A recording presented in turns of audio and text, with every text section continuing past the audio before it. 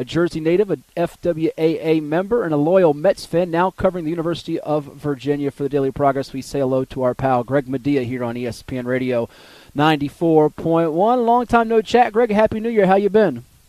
Yeah, Happy New Year to you too, Matt. All is well, and I hope you're doing well too. Yeah, staying busy, although being the new voice for Old Dominion women's basketball, we've had a little bit of a pause here. It'll be going on 22 days, I think, between our last game and our next one. But let's talk real quick before we get to UVA. You're a Mets fan, a loyal Mets fan, as we like to bring up here on the station many a times before. You got a new skipper there in Buck Showalter, got Mad Max. You feeling pretty good about the Meet the Mets chances to get in the Fall Classic?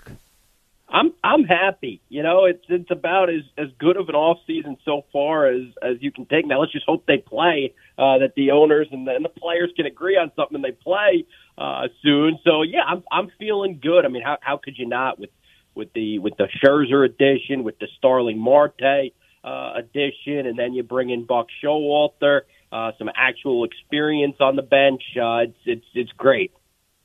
Yeah, one of my Mets fans' buddies was upset they didn't bring in Bruce Bochy, but I think you're in good hands with Showalter. The whole key, though, is, like you said, avoiding this lockout strike, if you will, and being able to play this season, because right now it's a little bit of a dispute and disagreement, and hopefully they'll get it solved before pitchers and catchers at springtime, because we need some baseball to look forward to from April to October, right? Oh, no doubt. Yeah, they got to get it right. Can't have can't do that to the fans and miss out on or do a bad job with the start. Everything's got to go smooth, and they've got to get it done. Yeah, especially after what happened there in the COVID break, if you will, having a shortened season in 2020. Well, let's shift gears a little bit here, Greg, to what you do now covering UVA. Well, tell me about that, the adjustment for you going from James Madison. I know you had a lot of fun there, Harrisonburg, writing there for the Daily News Record, now the Daily Progress covering UVA. And, of course, you were part there until you had to depart of JMU, making that run to the national semifinals again. How much of an adjustment was it for you? And I imagine you're excited about doing some things in Charlottesville.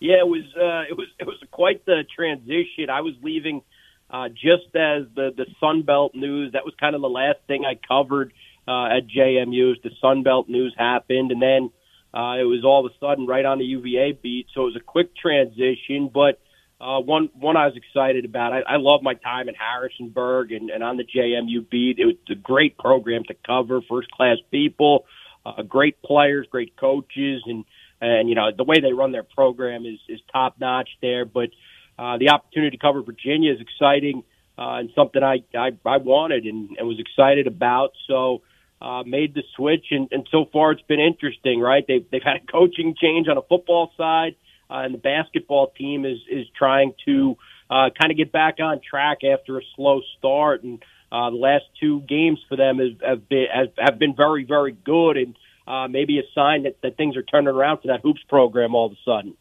Yeah, and interesting. We'll get to that football change from Bronco Mendenhall to Tony Elliott in a little bit here. But speaking of basketball, big win last night at Clemson, who had beaten them by 17 in Charlottesville right before Christmas. We see a great performance from Jaden Gardner, giving them 23 points, the 6'6" forward who transferred from East Carolina. And this team looking a lot different than it did about a month ago on December 7th when they lost at James Madison. It was a milestone type of win for the Dukes, 52-49. What's been the difference here? New year, kind of a new lease on life for season, if you will. They win at Syracuse, they win at Clemson, and they got a big one coming up on Saturday with UNC, which we'll touch on. But what's been the difference here these last couple of games for Tony Bennett's bunch? Yeah, they figured out how to score the basketball a little bit more frequently and efficiently.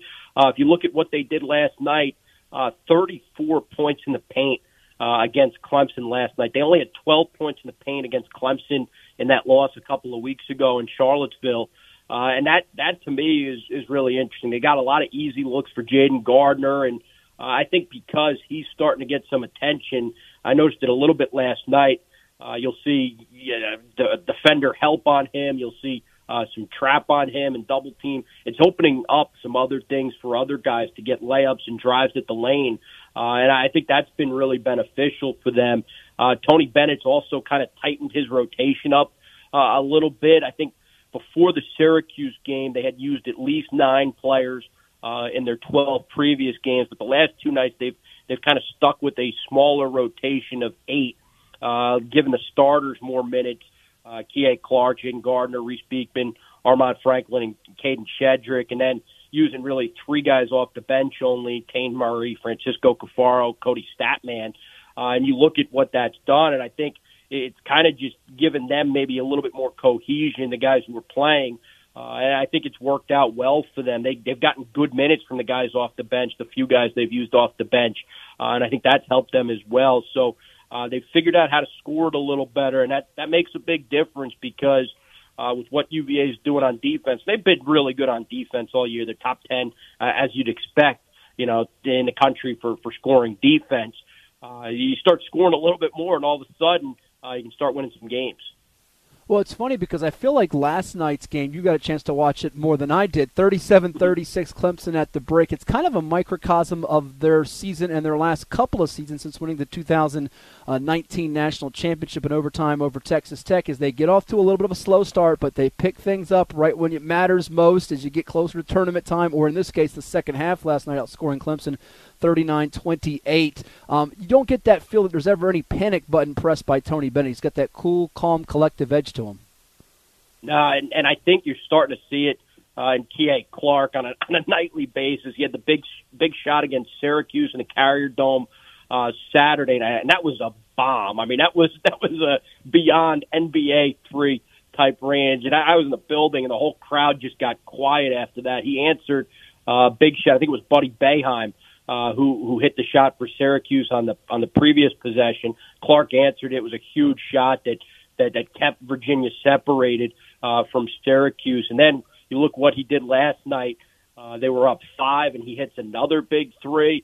It's like he's the calming presence on the floor, kind of like the head coach would really want from his senior veteran player who's been in the program, experienced all the highs, all the lows over the last four plus seasons, and he's really filling that role well. Jaden Gardner gave a really good answer last night. I asked him about K.A. Clark making big time shots in back-to-back games, and he goes, no matter what the box score says on every night, that K.A. Clark's the most important player, most valuable player for Virginia. So I think that's really important too. You see a lot of Tony Bennett and K.A. Clark, I guess, on the floor, leading a group of new pieces coming together as they start to kind of figure things out. Gardner's a transfer. Armand Franklin's a transfer from Indiana. Reese Beekman's in a little bit bigger of a role for the first time in his career. Same thing with Caden Shedrick. And the guys off the bench are playing more minutes than they ever have before. So it's really important that they have that in K.A. Clark and Tony Bennett, too, as just trusted, experienced people in the program for such a young nucleus coming together. Well, and I get the feeling, Greg, tell me if I'm wrong, that the role of Beekman is such an integral part of their success, because it felt like towards the end of last season he and K.A. Clark still learning how to play with each other in the backcourt, and now he's kind of embracing more of a role of a distributor. Have you kind of sensed that too? Yeah, I have. And you look at what he does. He's not going to light up the scoring column, but he affects the game in so many other ways, whether it's on the defensive end. He can guard anybody, it seems like. And he leads the ACC in steals right now. I think he's got 29 steals on the year. He leads the ACC in assist-to-turnover ratio. So there you go in terms of setting people up and distributing the basketball. And he had the assist on Clark's big 3 last night. So to me, Reese Beekman is very, very valuable. And Clemson coach Brad Brunell said those 3 guards for UVA were the difference late in the game last night. Clark, Beekman, and Armand Franklin. I know Franklin's been up and down with his shooting, and maybe UVA expected a little bit more from 3 from Armand Franklin, but he made some really tough jumpers last night to keep UVA in front of Clemson. Those were ahead of the shot that Clark made. So that to me is an interesting factor as you get deeper into this season and as UVA looks to make a run, to make a push perhaps toward March. That you're going to need those 3 to be good like they were against Syracuse, like they were last night against Clemson, if you're going to get to the tournament, because they have the talent. They have, at least Clark has the experience. Beekman is gaining it, and Franklin is a proven he has the capability to score the basketball well. If you get production from those 3 and a steady hand from those 3, that's really positive for UVA. Chatting with Greg Madia. He covers the University of Virginia for the Daily Progress. Check out his work online at dailyprogress.com. Give him a follow on Twitter at Greg Madia. It's the 757 at 6 on ESPN Radio 94.1. One more on the basketball front before we finish up with football with you, Greg. And what do you make of this wild and wacky ACC? I mean, Duke is at the top, obviously, with what they're doing, and certainly lived at the foul line against Georgia Tech last night.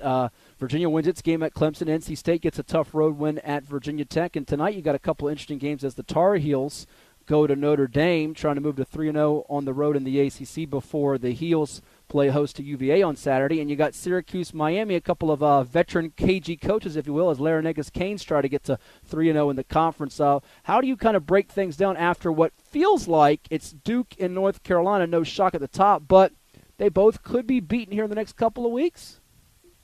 Yeah, it's fascinating, right? You know, you used to see in the ACC with, 5-6 teams in the top 25. Right now there's one in Duke. I think Miami, they've won 7 straight, so they're kind of catching fire at the right time as they get into ACC play. Big one with Syracuse, as you mentioned. If they can win that, they push their win streak to 8 and get to 4-0 in the league. And that would push them to 12-3 overall, I think. So Miami's been led by Cameron McGusty. They've been pretty good as of late. I think Louisville, you can't overlook what they're doing defensively. I think they lead the league in field goal percentage defense. I know UVA leads the league in scoring defense, but I think Louisville leads the league in field goal percentage defense, and they're second in three-point percentage defense. So that tells you where Chris Mack is at with his team's identity. And I think one player there who's done a really nice job is Jared West, the Marshall transfer, coming over to Louisville, and he's provided them some real strong play on defense in addition to Malik Williams. So I think that's a team to watch for sure. I think, you look at Miami, Louisville right now is 2 teams to keep an eye on behind Duke and Carolina. Wake Forest was up and playing well earlier in the year. I think they've kind of come back maybe back to what you'd expect them to be right now. And then Notre Dame, they have that real nice win against Kentucky, but some other inconsistencies this year. So it's been kind of fascinating to watch. I was surprised NC State beat Virginia Tech last night. So that's another team to keep an eye on. You've got a lot of teams, and that's going to be the thing to watch, Matt, I think, is who can emerge this month in January and make a push to kind of separate from that, middle tier or second tier, however you want to term it, behind Duke and Carolina. Yeah, very surprised at what Louisville and Miami have both done. A lot of people wrote them off, I think, early in the season, and we'll see if both Virginia Tech and Florida State, who's been a bit of a disappointment. Leonard Hamilton's had some great years here recently, but falling pretty big margin last night against Wake Forest by 22 if they can get things turned around. As we switch to the football side of things here, Greg, the news came pretty fast and furious as you went on the beat as Virginia saw Bronco Mendenhall depart. Tony Elliott comes in from Clemson, and he's starting to fill out his staff now. It looks like Des Kitchings leaving his post as the Falcons running backs coach to become the new offensive coordinator. In addition to that, they bring in Kevin Downing, I believe, from Navy, defensive line coach there, the wide receivers coach from Army, and Keith Gaither, and a guy that people around here from the 757 know from his NFL days and, of course, at Tabb High School, Chris Slade, coming in from the high school area in Atlanta to join the staff. Yeah, those last two I don't think are official yet.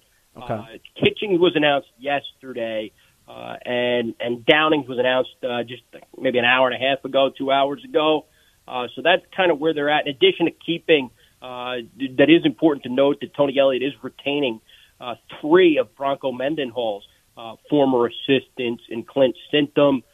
You also look Garrett Touge, the O-line coach, and, of course, Marcus Hagans, the receivers coach, who did a very, very nice job over in his time. His time in the program goes back to when Mike London was the head coach at UVA in terms of it being a staff member, also played at the school.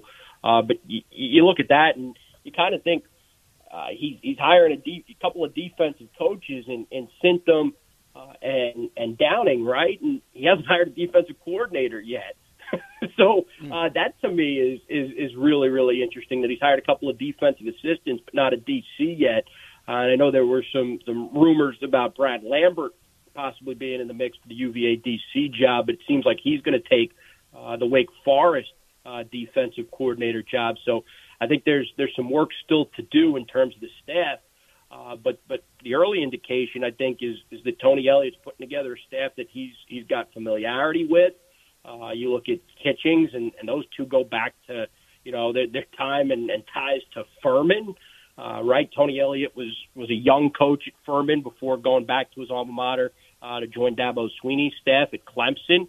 Kitchings played at Furman and also was an assistant coach there before going on a nice career path that led him to the ACC as a assistant and a running backs coach at NC State. Also spent time at South Carolina before joining the Atlanta Falcons. So it's an interesting staff as it's starting to come together, and there's still work to do. I'll get you on this one and appreciate you coming on as always. It's been kind of a quiet signing period for Virginia, and understandably so with the transition, and didn't have a lot of spaces, if you will. But we see what Old Dominion's done here locally in the Tidewater area under Ricky Ronnie. We've seen James Madison invade Tidewater, and it's been kind of not the type of success that folks are familiar with for both Virginia and Virginia Tech, with Elliott retaining Marcus Hagans, possibly bringing on Chris Slay that you just touched on there. How vital is it that they get kind of their footprint back in the Tidewater, even Richmond, the main part of the Commonwealth that has a lot of the talent here as they move forward and try to build this thing? Yeah, it's huge. You can't talk about it enough, right? I think Tony Elliott realizes that there are players to be had within the state, whether that's the 757 over to Richmond or up in Northern Virginia. There are enough players where you can get the bulk of your roster in the state. Of course, you're going to have to dip into the Carolinas. You're probably going to have to go up to, I know how JMU did it. Of course, they went up to PA and Jersey a little bit too, Maryland. If you can build the majority of the roster in the state, you probably should look at doing so. I know they're going to try to make some inroads there and bolster the in-state recruiting compared to what it's been the last few years. And I think it's something they definitely need to do.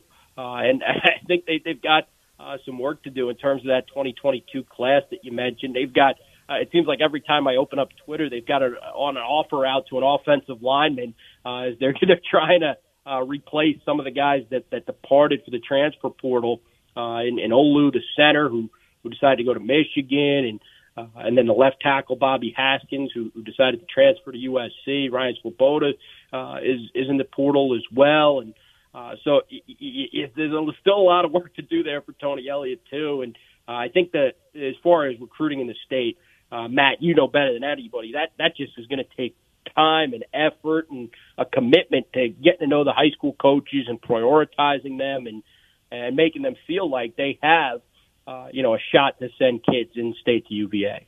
Certainly will. Greg Madia, read his work in the Daily Progress, dailyprogress.com. Thank you so much. Always a pleasure, and we'll chat again soon. All right, Matt. Good talking to you. Take care. You too. Greg Madia talking UVA hoops and football with us here on ESPN Radio 94.1.